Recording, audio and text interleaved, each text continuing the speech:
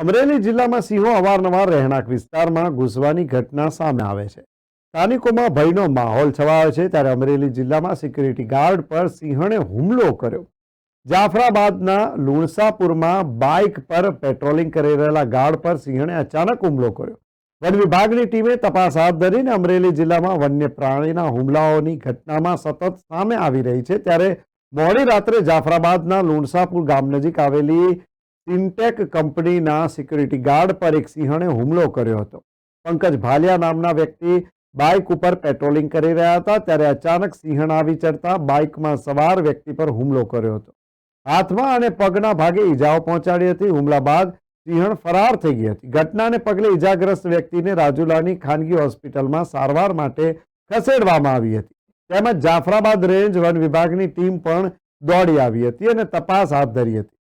સિંહણ દ્વારા security guard ઉપર હુમલાની ઘટનાને લઈ વન વિભાગ દ્વારા તપાસ શરૂ કરવામાં આવી છે।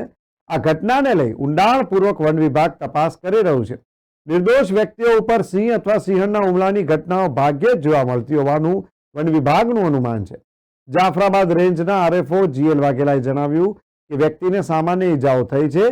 સિંહણ દ્વારા હુમલો કેમ કર્યો તે અંગે તપાસ કરી રહ્યા છે।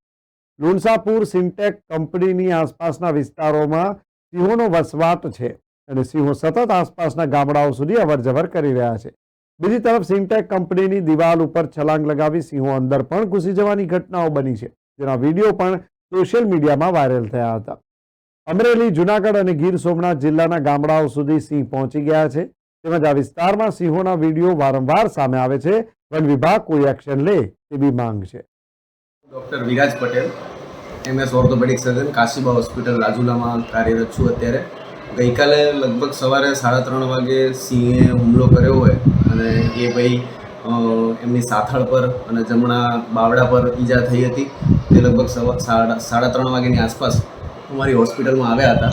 તેમને અમે પ્રાથમિક સારવારને બધું આપી દીધું હતું અને અત્યારે પણ હજી એમની સારવાર ચાલી રહી છે અને અત્યારે દર્દી સ્ટેબલ છે, એટલે બહુ વાંધો નથી।